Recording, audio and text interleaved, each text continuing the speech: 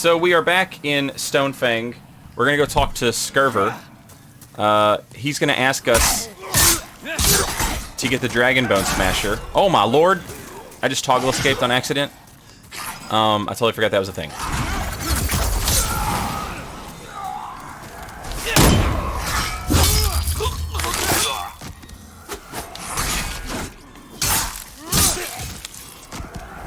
Scurver's gonna ask us for the Dragon Bone Smasher, but we already have it, so...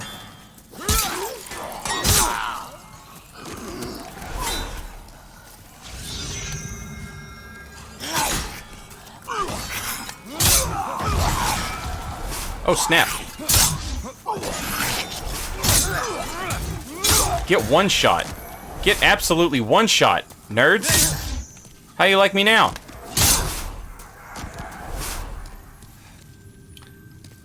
Yeah, we've already got the Dragon Bone Smasher, so this will be quick work. The Dragon Bone Smasher that we picked up from the Dragon God boss fight appears in Pure White World Tendency.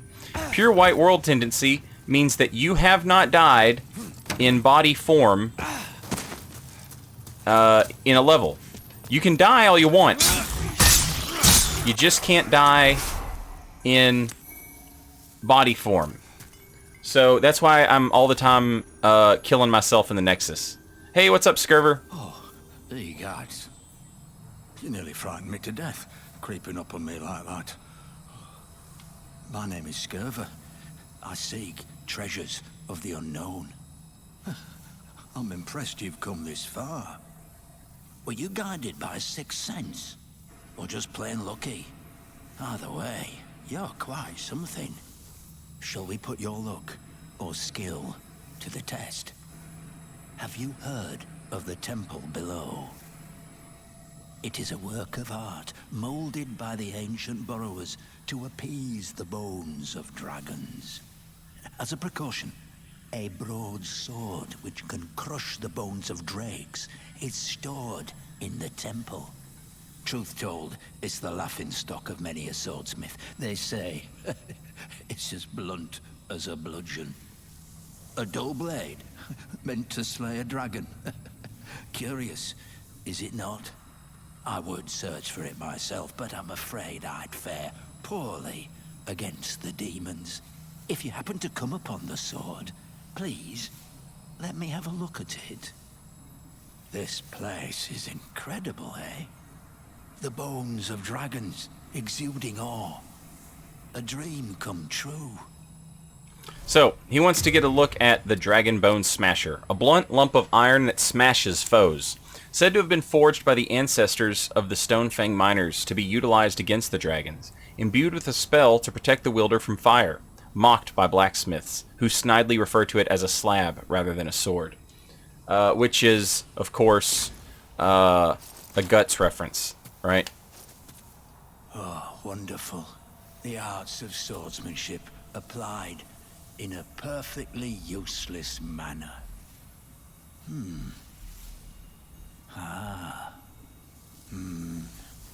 Look at that. Oh, don't mind me, thank you. It was a pleasure. Please take this as a small show of thanks. Take care of this one, will you? She's a stunner. So he gives us pure greystone for that. Take care of this one, will you? And you can see, if you look at the sword, it actually has, like, a particle effect moving down it, and I suspect that that's meant to sort of convey the buff that this thing gives you against fire. You can't straight up stand in fire with it, but you can run through fire with it. It doesn't, you know, it doesn't completely negate fire, but it does make it more tolerable. We just showed Scurver the Demon Bone Smasher, so I can get rid of that now. It's taking up a lot of inventory. So we can get rid of that. And the plan was to go to the Valley of Defilement and do some exploring around there, because we haven't been to the Valley of Defilement yet. And I'm putting off going to the Shrine of Storms until we get some kind of weapon we can use that does blunt damage. I don't know how effective magic is against the skeletons. I don't know how effective it is against the skeletons, but, you know, I would like to have blunt damage just in case it's not effective at all. So the Valley of Defilement is humid valley that is a haven for the used and forgotten. Its inhabitants, afflicted by poison and plague, await their deaths in this forsaken place, attacking those who wander in, hoping to offer their souls to the one woman who showed them compassion.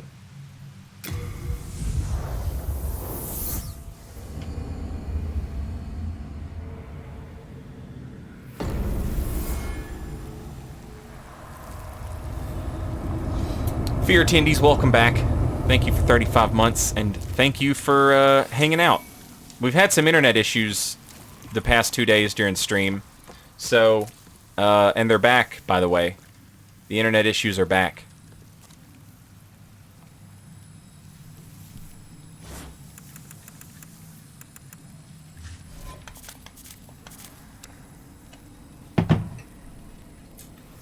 Because of course they are.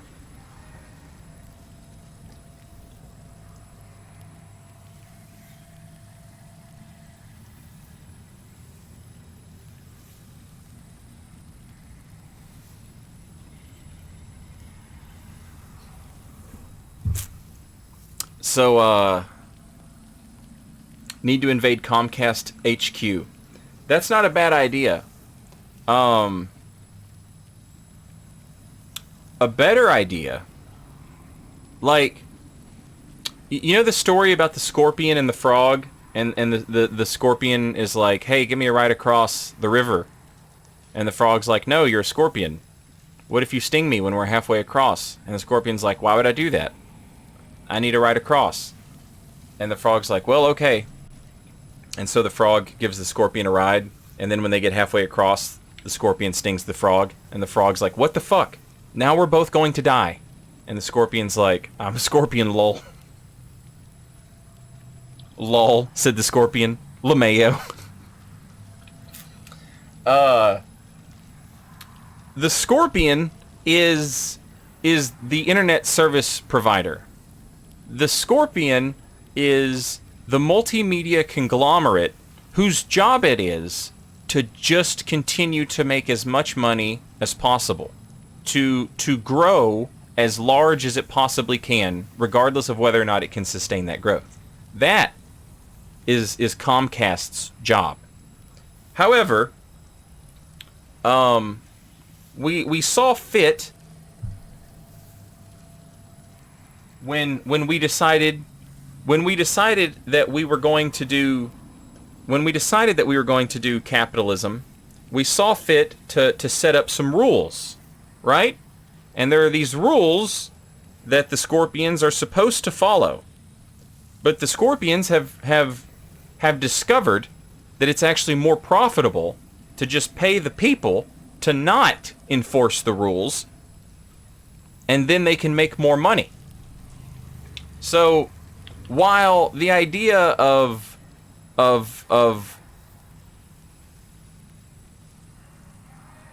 using the red eye orb to gain access to Comcast HQ, while that's a good idea, perhaps the smarter idea would be to just have the people who are supposed to do their fucking job do their fucking job.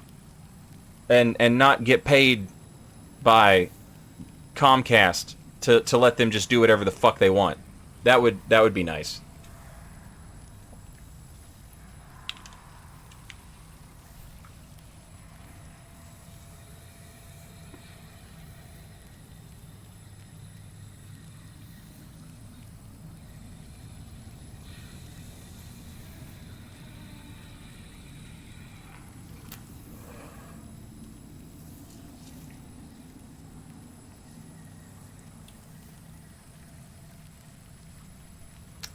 It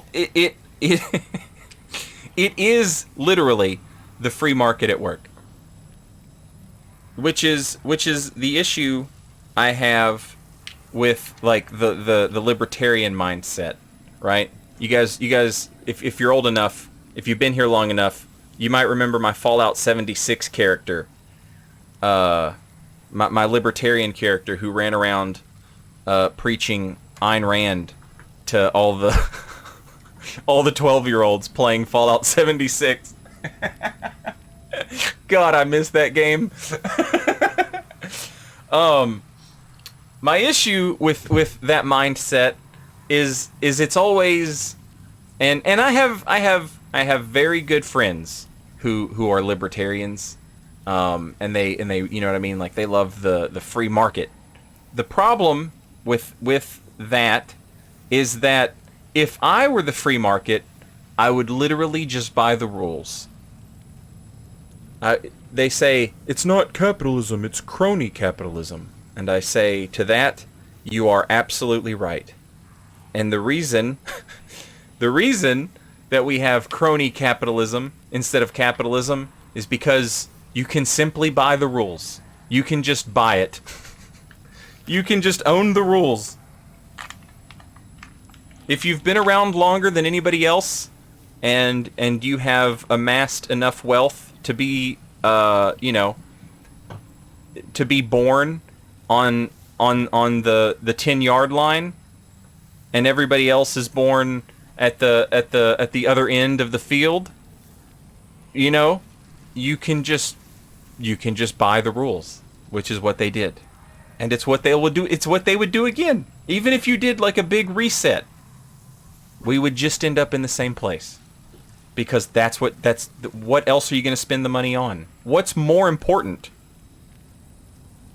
than just buying the rules? Nothing. Nothing is more important than just buying the rules.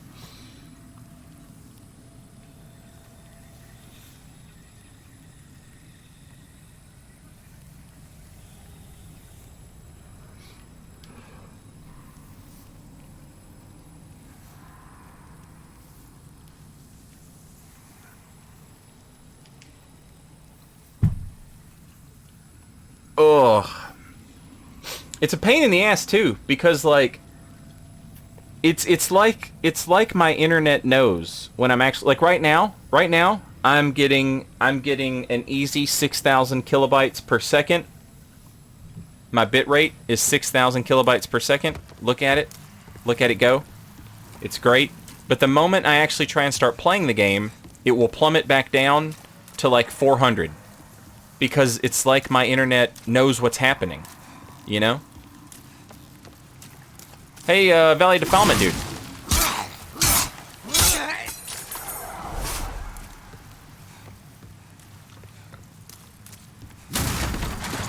Weapons are so simple in this game.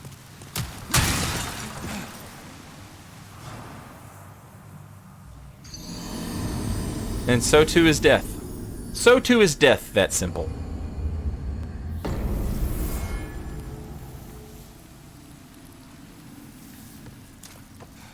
Well, the thing about the throttling is like, it shouldn't happen the moment I start playing the game. Nothing has changed in terms of how much internet is required, you know?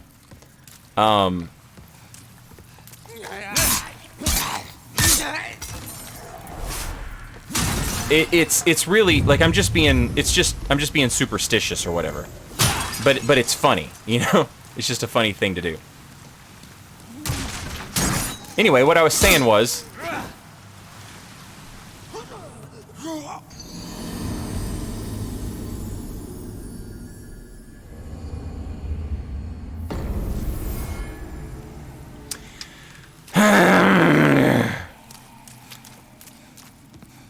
okay, so what I was saying was, every weapon in Demon's Souls is pretty simple.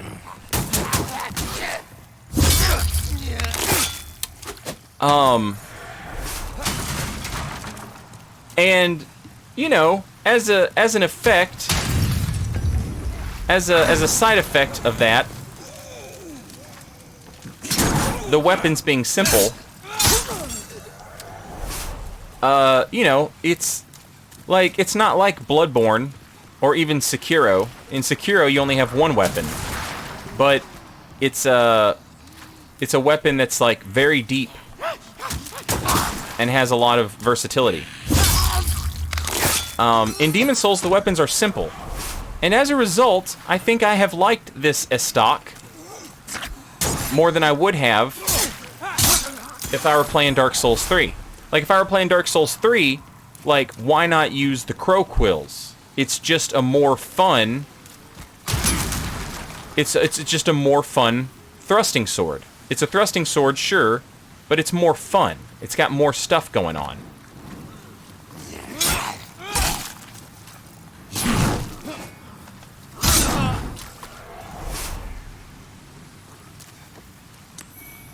There, we got ourselves a Morning Star. I don't even know if I can use it.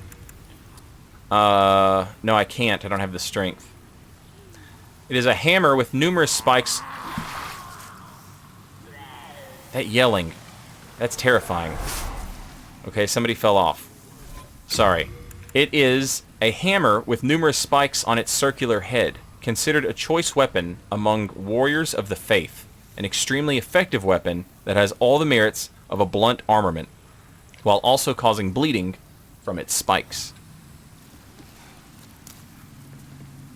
So we should probably kick this thing down.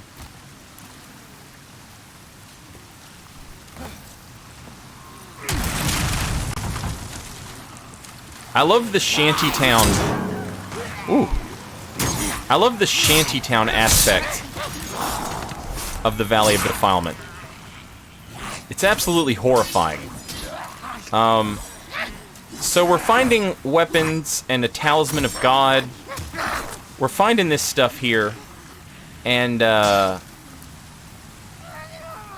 this is like the faith zone. If you're making a faith build, like, this is the zone you want to come to.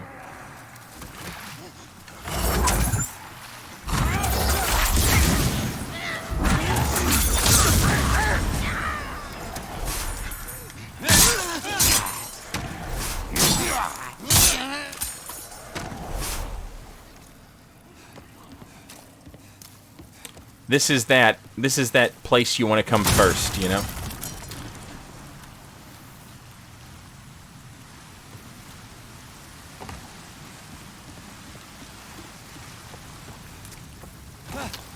And of course, the demons here and the archdemons here, all servants of the maiden Estrella, who is considered a saint.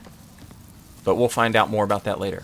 Right now, we're just fighting the denizens of the Valley of Defilement, who have all sort of sworn an allegiance to the Maiden Estrella, because she's like the only person who's ever shown them any sort of kindness. And this is that "are we the baddies" part of the game.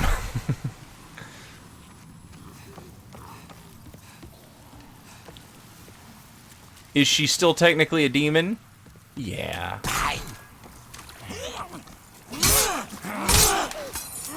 But does that make her not human?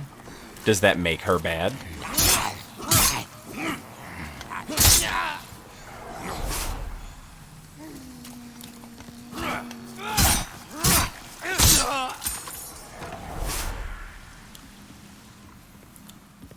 Also, Bluepoint did a fantastic job. Again, you can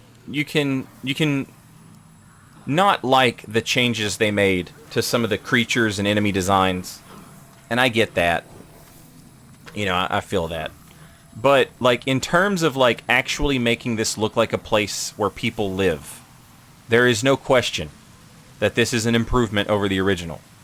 All of this stuff that we sort of would have had to have just imagined or assumed in the original game, like, we can actually see it here, and it's great.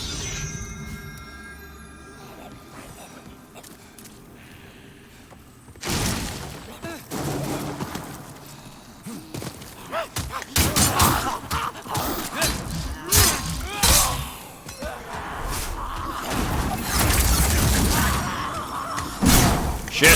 Oh, no. Damn it. Ah. That little part right there is hell. And honestly, that was kind of like the best scenario for us. One of the dudes was hung up on a ledge. And it threw me off. It threw me off that he was hung up on that ledge. But that should have been like more of a gimme, you know?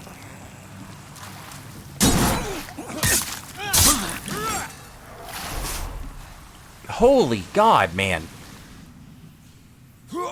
I can't, I'm sorry, I keep like, I'll read chat. I'll check on chat. I'll see what chat's saying. I can't do that here. I can't do that here. This place is, like, right now, this is kind of, you know, whatever. On New Game Plus, this area drives me crazy. I hate this area more than anything. In New Game Plus, the little shove attack with, like, the 0-frame startup that those dudes can do, it can break your guard and one-shot you. It's so annoying. It is so annoying. That attack, right there. It's like a 0-frame one-shot. I hate it. I hate it.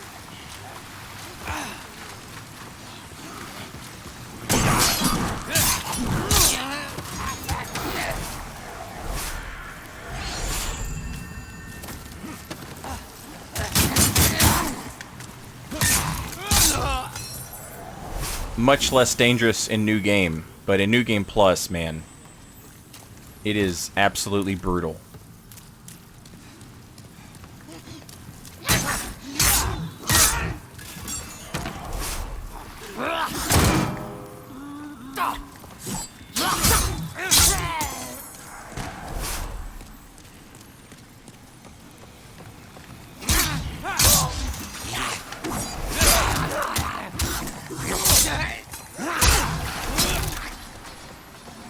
These dudes can drop, they can drop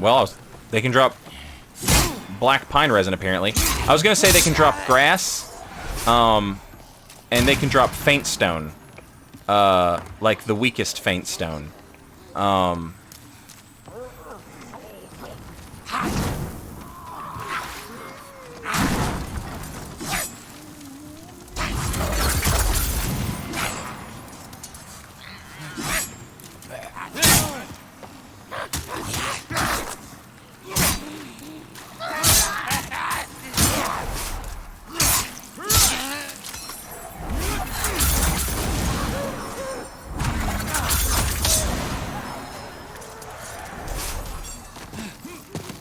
That worked out. Okay, much better that time. So we have two options here. We can drop down and land on the nest below, and we can get some goodies, or we can go this way and we can meet a vendor who also has some goodies. Of the goodies she has... Are you alive? You better not be. Of the goodies she has, are... like lotus that will cure us from plague, as well as poison, and then she has like some weapons from like the religious folks who have... Wait. I went the wrong... Okay, no.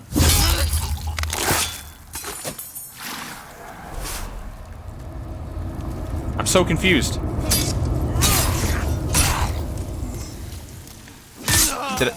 Did I miss her, or am I mistaken? And she's a little further along. Maybe she's a little further along. I don't think I missed her. She's in one of these little shanties, though. Also, ZTK, welcome back. Thanks for 22 months.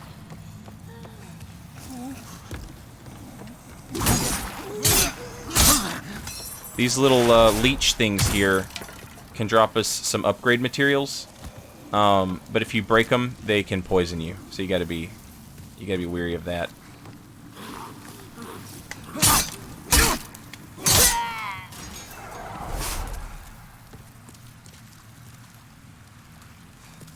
Over here is some fashion, I think. Yeah, saints' gloves, saints' robes, saints' boots, and a stone of ephemeral eyes.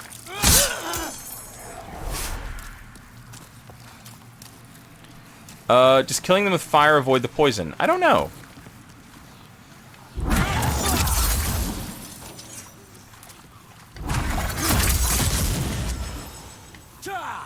Really?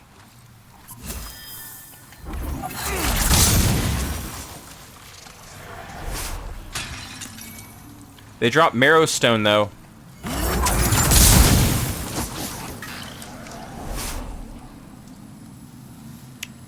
It would appear that if you kill them and you don't, like, you know what I mean? If you kill them with fire or magic, it does help.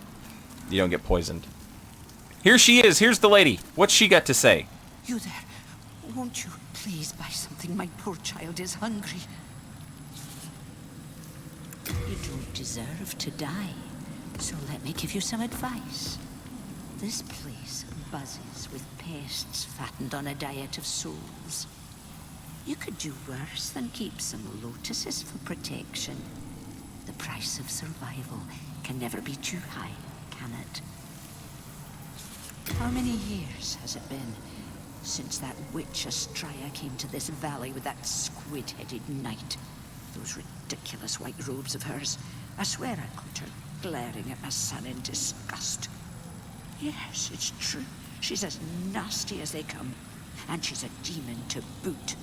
Not that it surprises me.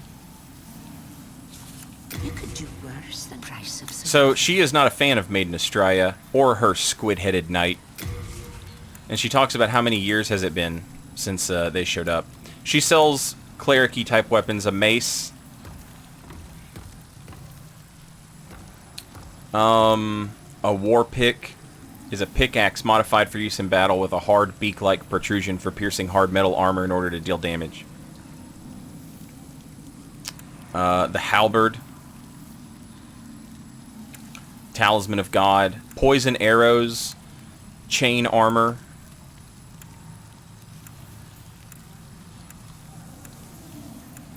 Also late moon grass and full moon grass. She's very expensive, though.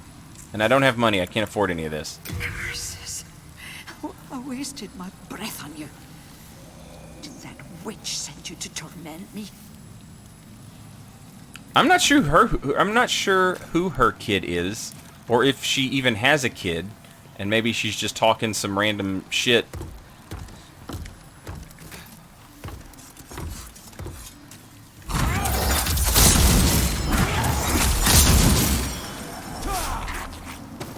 This is a good way to get plagued, and I don't want to get plagued. So the thing about plague in this game is, yeah, it's like poison, but on top of being like poison, it also greatly decreases your healing items efficiency.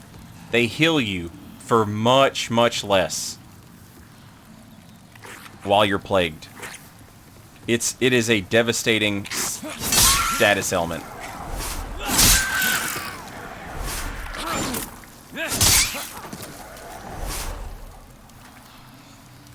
Alright, so we got rid of the rats. Got some crescent moon grass for the trouble. And now what we're going to do is we're going to go all the way back. Not all the way, but most of the way back. And that little drop down that I talked about, we're going to make that little drop. And that drop will send us to the other side of the little chasm we were just looking at.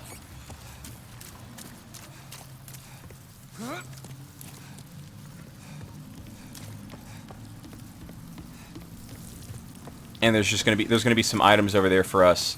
It's a good place to get faint stone chunks as well, because there's a crystal lizard over there. You just have to be careful, because when you make this drop onto the nest, you're going to piss off a bunch of those dudes.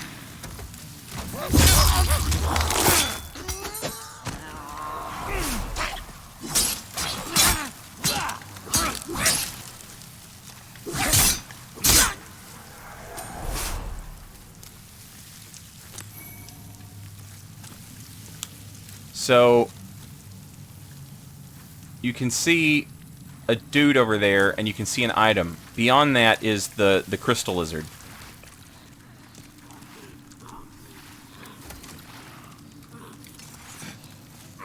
Dang it, I'm out of mana.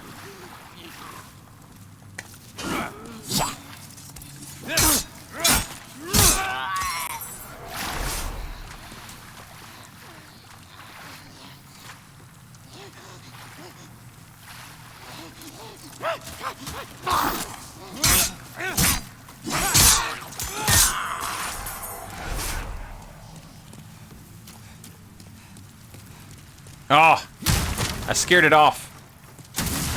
I scared it off before I even got a chance to see it. But this is where it hangs out at.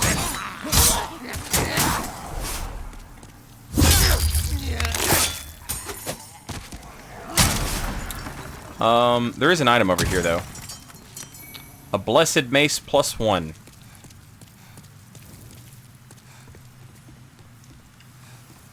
Which is not a bad...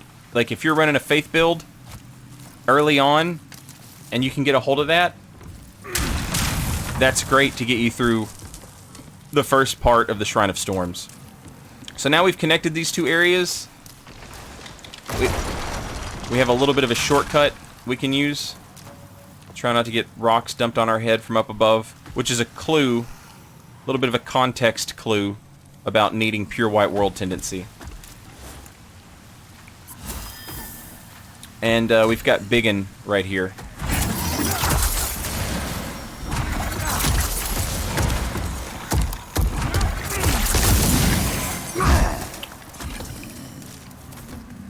Now, this is a fun little thing.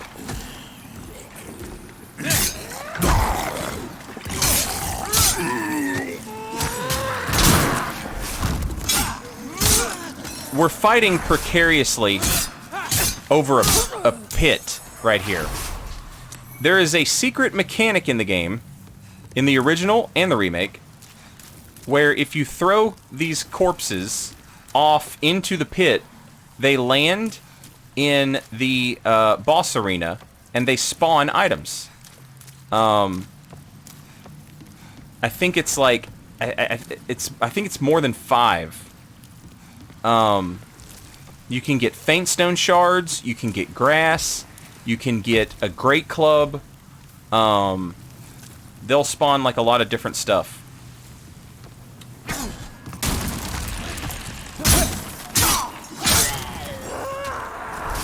But in order to make it happen, you have to get the bodies to fall off into the pit.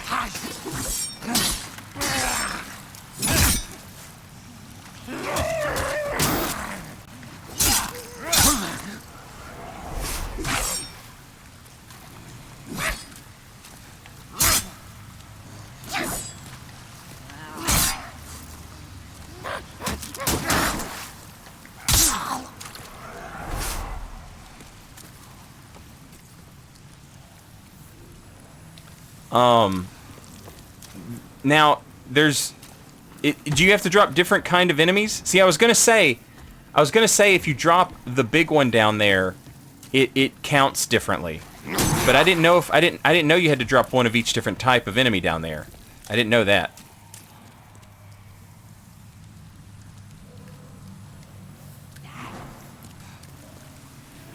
Our build is gonna be like a sort of like spell sorty type wizard.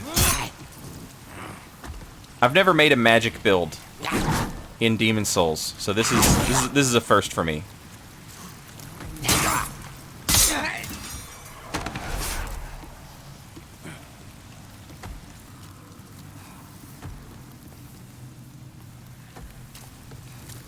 I was hoping the kick would have a little more like force. And it would, like, throw them off a little more forcefully, but it doesn't. Might be smarter to use the headbutt, honestly.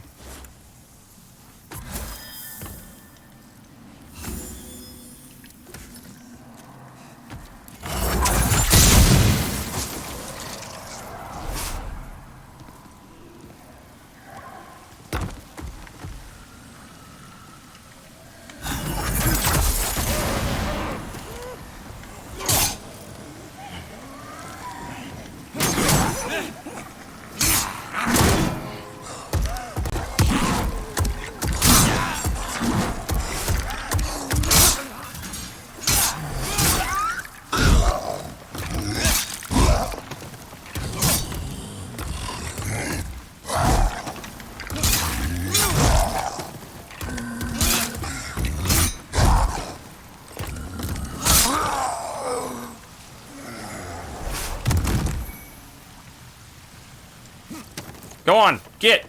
Go on, get!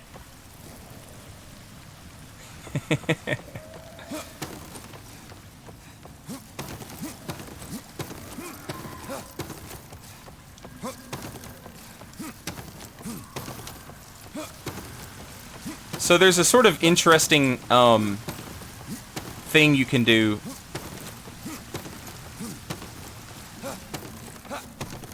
Well, not a thing you can learn that can help you, but basically what it is the ragdolls essentially have like hit spots, right?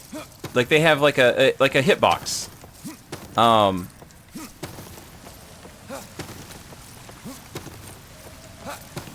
And so like how you interact with that hitbox is what determines how the thing behaves, right? So like what I'm trying to do is I'm trying to use the roll to like grab the hitbox and throw it. And use that to like throw it over the rope there.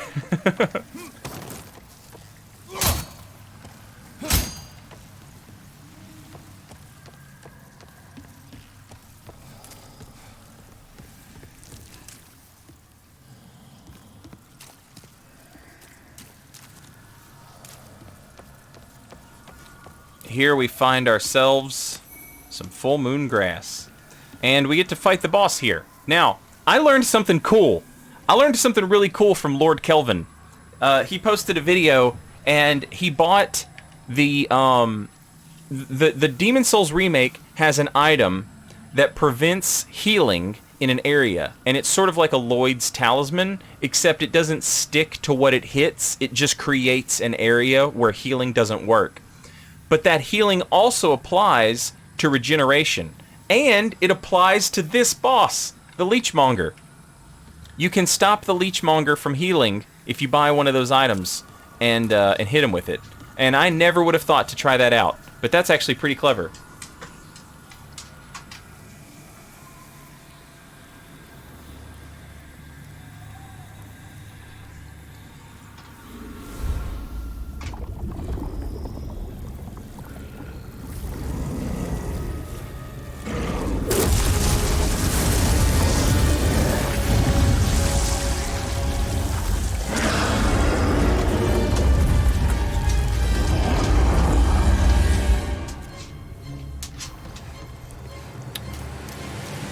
So, this fella, you want to use fire.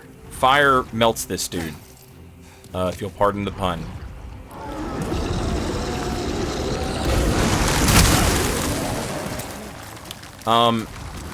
If he covers you in leeches, your health drains, and your grass heals you less. I don't know how affected he is by magic. Oh, god damn it, I'm so stupid. Ow. I don't know how affected he is by magic. I was gonna say we'll find out, but then I accidentally toggled my weapon off.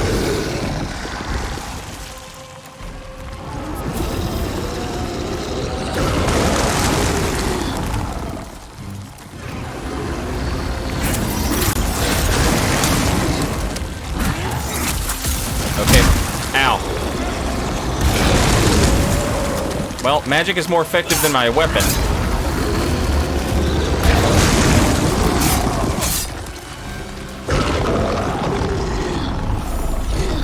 There you see him healing up.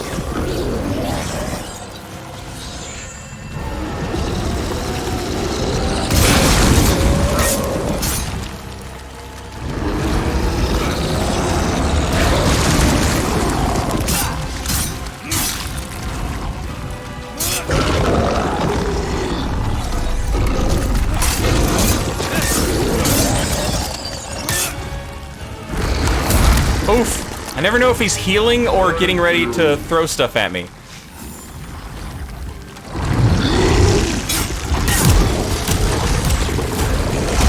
Oh, he's just wombo comboed me. Holy shit.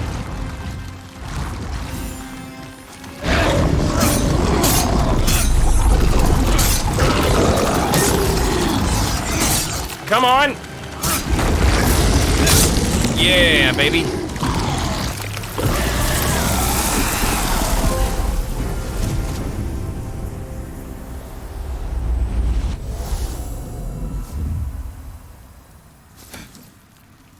Whew.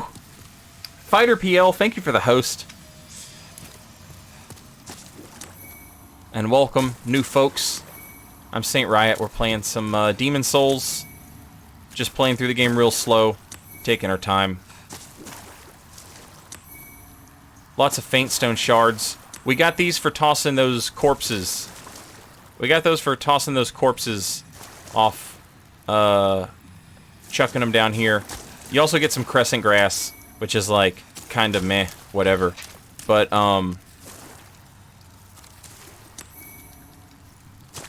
you got to get the crescent grass if you want to get the faint stone shards.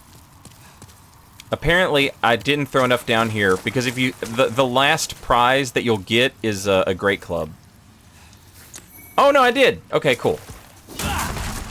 Cool. I think I might be wrong, but I think the last prize that you get for throwing all the corpses down here is a great club. And the great club is sort of the hey, you did it. You got like the max number of things.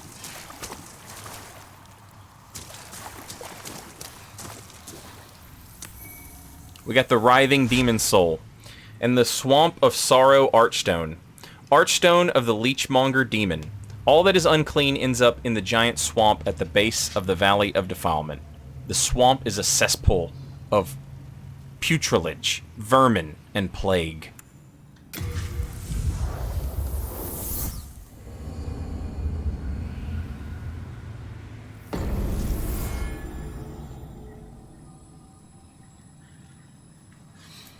The Leechmonger is the boss that grosses you out the most. He is pretty gross. I wish we knew more about him. I like to imagine he's one of Estrella's like paladins, like Garl Vinland, or Sir Vito or Sir Bito, depending on which translation you're playing. But I think it's also just as likely that he's like a denizen. He's just a citizen of the Valley of Defilement who's been turned into a demon by the Maiden Estrella to sort of cover her tracks. And of course, it's time for us to die.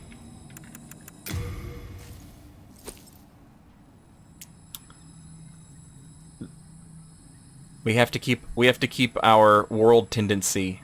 We have to keep our world tendency so that we can do all the world tendency events. So we have to die in the Nexus instead of dying in one of the areas. However, it is about time for us to start doing pure black world tendency in the Archstone of the Digger King. So that might be something that we switch over to.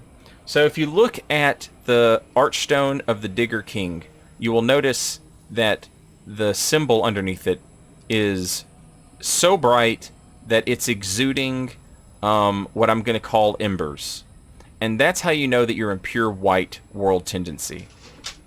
It's important to remember that world tendency doesn't update until you leave, I don't think. So if you're thinking I should have pure white world tendency or I should have pure black world tendency, but you don't have it, the reason you don't have it is because you haven't left and come back yet. So we need to go from pure white world tendency to pure black world tendency in the Archstone of the Digger King. So what we're going to do in order to get pure black is we're going to go die there. And that will help us. Also, we got 9,000 souls. We can see if we got a new spell that we can buy. Or maybe we can level up. You have your wits about you. We can buy Poison Cloud with the Writhing Demon Soul. It's a magic derived from the soul of the leechmonger. It creates a poisonous cloud. We don't want that. I am fully prepared. I can still be patient. So let's level up, if we can. It costs a lot to level up, and bosses don't give us very much, and enemies give us nothing. Thou seekest the power of the soul, no? Then touch the demon inside me. Soul of the mind. Yeah, we can get one level. Soul of the lost, withdrawn from its vessel. Let strength be granted so the world might be mended. So the world might be mended. Do we want HP? Or do we want damage?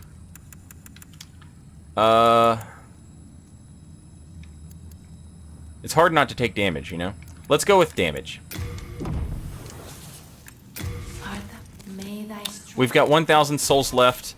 Let's use these consumables that we have.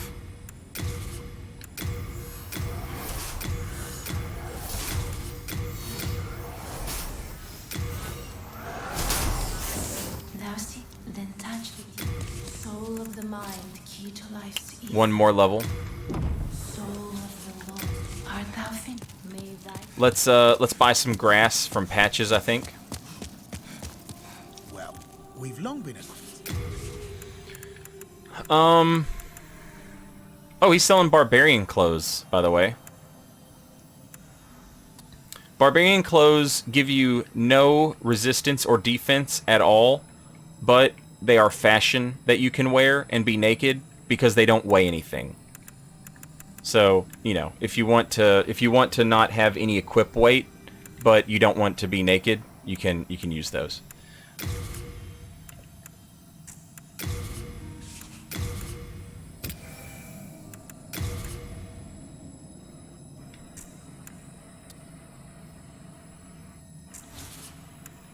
nice done. What we're going to do is we're going to send some of our late moon grass to storage.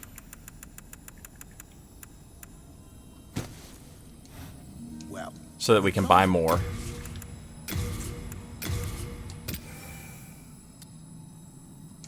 There we go.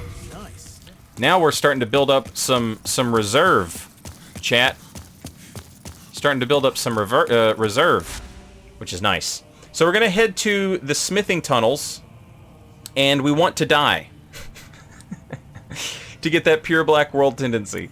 So let's do that. And this will also be a good spot to put a little split in the VOD. So if you're watching this on YouTube, or if you're watching the VOD later on, we'll see you in the next one. Don't forget to grab your Titanite lizards, though. Your crystal lizards. Because you've earned them by killing bosses.